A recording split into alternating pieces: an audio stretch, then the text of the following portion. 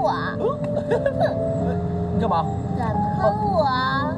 缴械投降，听到没有？敢喷我？敢喷我？ Cerita diawali pada hari Minggu, di saat sekolah sedang libur. Xiaoya mengunjungi suatu klinik untuk mengobati rasa sakit yang dialaminya. Saat pertama masuk ruangan, Xiaoya langsung diberi segelas air jeruk oleh dokter tersebut. Xiaoya bertanya kepada dokter, "Apakah Anda baik-baik saja?" Karena Xiaoya merasa aneh sama nih dokter. Dokter pun menjawab, "Kaulah yang bermasalah." Dan kemudian berkata kembali, "Ayolah, segera kita obati penyakit Anda." Xiaoya yang mendengar hal itu langsung menurutinya. Xiaoya kaget di saat dokter ini menyuruhnya berbaring. Karena Xiaoya pikir posisinya adalah duduk, bukan berbaring. Dokter pun berkata kembali untuk melepas topinya. Xiaoya yang mendengar hal itu sangat kaget, namun dia tidak menolak. Karena Xiaoya lebih rela melakukan apa aja daripada menanggung rasa sakitnya ini. Di saat semua sudah santai, dokter pun bertanya kepada Xiaoya agar untuk sedikit cerita tentang masalahnya. Dan entah kenapa, Xiaoya ternyata sudah tertidur. Itu disebabkan karena yang dia minum Xiaoya adalah air jeruk yang sudah dicampur dengan obat batuk.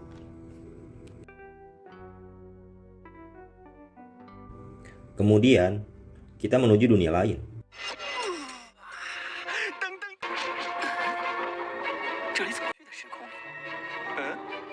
Ini adalah mimpi atau masa lalu Xiaoya. Ingat, dokter ini walaupun polos, dia sangat pintar loh sob.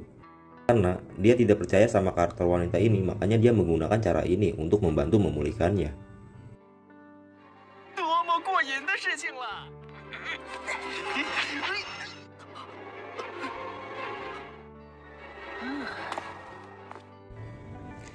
Nah, aneh kan kalian? Kok masa lalu satu dengan lainnya sama-sama bisa melihat? Yaps, karena mereka tidur dan mimpi bersama. Kita dibawa ke alur di mana Xiaoya merasakan sakit hati ini.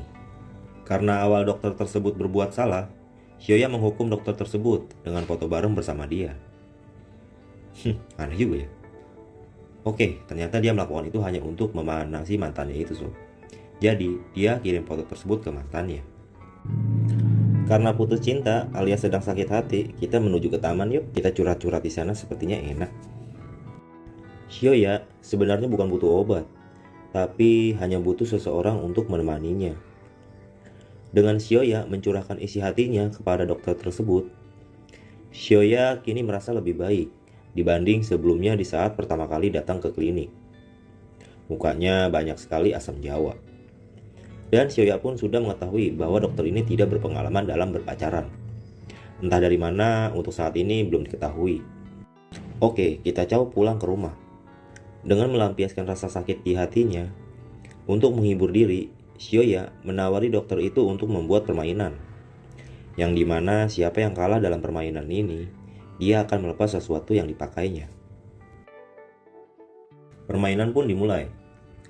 Namun, yang nggak diinginkan si dokter, kenapa permainan ini Xiaoya terus yang memenangkannya? Karena sudah tidak ada yang harus dilepas oleh si dokter alias bule gila, Xiaoya menyuruhnya untuk berendam selama 8 jam di bak mandi. Scene beralih ke esok harinya. Xiaoya dan si dokter pergi ke perusahaan si dokter. Dan ini kakaknya si dokter.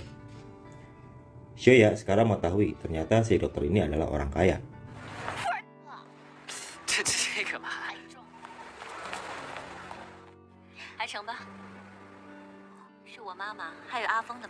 Setelah mengobrol dengan kakaknya si dokter, Xiaoya dan si dokter pun ke kamarnya si dokter. Di sana, terlihat ada anak kecil. Dan anak kecil ini sebenarnya sudah diurus oleh si dokter sejak anak kecil ini berusia 3 tahun. Namun, si dokter tidak mengetahuinya dan menyadarinya. Dikarenakan si dokter mempunyai gangguan otak setelah ibunya si dokter ini meninggal dunia. Setelah anak kecil itu pergi, Xiaoya kaget dan panik karena kucing peliharaan si anak kecil ini lepas. Dan kucing tersebut masuk ke dalam bajunya Xiaoya. Dan si dokter tidak tahu untuk mengeluarkannya harus bagaimana. Akhirnya, dia memasukkan tangannya ke dalam baju Xiaoya. Meraba-raba mungkin saja ada di bagian ini. Ternyata salah. Yang dipegang bukan kucing, karena agak kenyal-kenyal seperti agar-agar. Nah, jadi gini sob.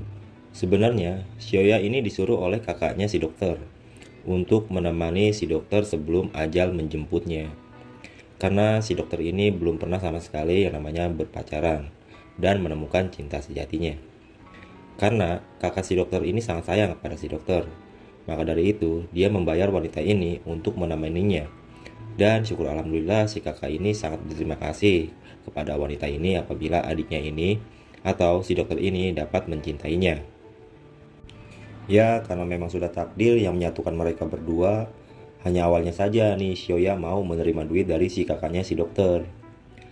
Karena Xiaoya juga mencintai si dokter, Xiaoya tidak mau lagi menerima duit dari kakaknya ini. Meski Xiaoya tahu hidupnya tidak akan bertahan lama. Ternyata penyakit seganas apapun dan dokter yang merawat si dokter ini yang berkata usianya akan habis di bulan ini, dan berkat adanya cinta di hatinya si dokter, kini si dokter sudah sehat kembali sob. Mereka berdua pun hidup bahagia deh.